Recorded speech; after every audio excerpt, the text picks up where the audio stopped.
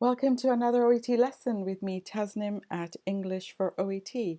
Today we are looking at Reading Part B, which requires understanding the gist, the detail, the purpose, the main idea of workplace communication in a healthcare setting. Let's look at what these words actually mean to you in a little bit more detail.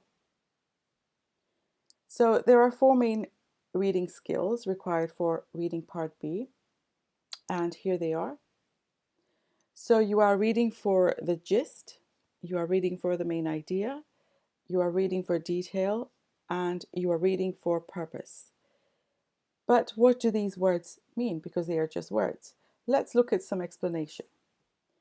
So we've got A, a specific piece of information given in the text. B, the subject of the text. C, what is the writer trying to communicate about the text? And D, the reason the text was written. You have 10 seconds to try and match these skills, 1 to 4, to the correct explanation, A to D.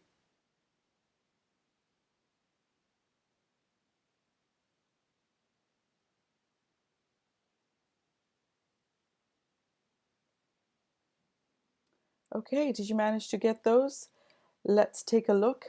And first of all, gist. What is it? It is the subject of the text. So when you are reading for gist, you are reading for the overall meaning of the text. Let's look at main idea. What is the main idea? It is the reason the text was written. So what is the main idea behind the text? When you are reading for detail, you are looking for a specific piece of information that is given in the text. And finally, reading for purpose. What is the writer trying to communicate about the text?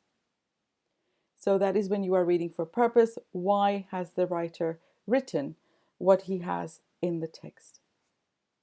Hopefully that helps you. Please be wary of keeping these and understanding what they are, because they will be very, very useful for you when you are looking for your answers in Reading Part B. Now, some tips for you. Remember, all questions are independent, so make sure you deal with each question one by one. Start by reading the question first, so you know what you are reading for and what action needs to be taken. And finally, read the text with the question in mind to help you focus and find the right answer. So now let's look at an actual question and do some practice. Here we are. So we have question 1. It says that this guideline extract says that the nurse in charge. So we're going to break it down into two parts. First of all, we understand that it's a guideline extract. Secondly, that the nurse in charge. But what about the nurse in charge? And that is our subject, so that is what we need to pay attention to. Let's now look at the extract itself. We've got the title here, which is Medicine Cupboard Keys. Let's read. It says, the keys for the controlled drug cupboard are the responsibility of the nurse in charge. They may be passed to a registered nurse in order for them to carry out their duties and returned to the nurse in charge. If the keys for the controlled drug cupboard go missing, the locks must be changed and pharmacy informed and an incident form completed. The controlled drug cupboard keys should be kept separately from the main body of keys. Apart from, in exceptional circumstances, the keys should not leave the ward or department. If necessary, the nurse in charge should arrange for the keys to be held in a neighboring ward or department by the nurse in charge there. So as you can see, the nurse in charge, the subject of this extract, has been mentioned 3 times. And this is because of the responsibilities that the nurse in charge has. Let's now look at the answer options.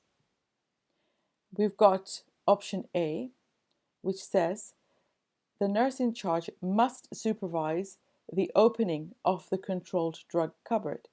Now, if you notice here, there's a very important word in this statement, which is the word must, which is a modal verb.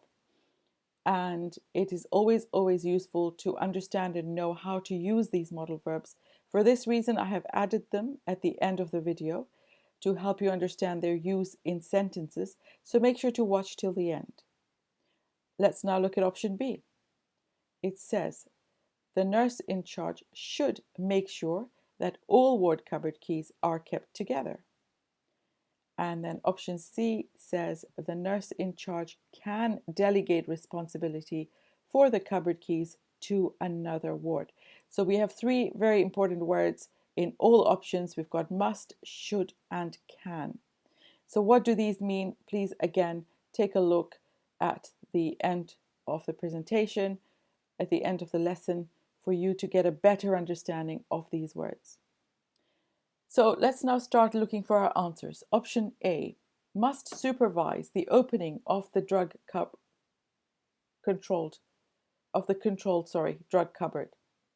Is it mentioned anywhere? There is no mention of it. So this option I'm going to eliminate straight away. Now moving on to option B, it says should make sure that all ward cupboard keys are kept together. There was something here about the cupboard keys. Let's take a look. It says the controlled drug cupboard keys should be kept separately from the main body of keys, which contradicts the information in option B. So we are also going to eliminate it because it is incorrect, which means option C must be the right answer. Let's find out why that is. Option C says can delegate responsibility for the cupboard keys to another ward. Where does it tell us that? Right here, it says, if necessary, the nurse in charge should arrange for the keys to be held in a neighboring ward or department by the nurse in charge there, which means option C is the right answer. I hope this has helped you in understanding how to look for your answer in Reading Part B. So again, make sure to like, subscribe, and follow for more. And that's all for today. Do join me again for more OET preparation. I'm going to leave you with the modal verbs. See you soon.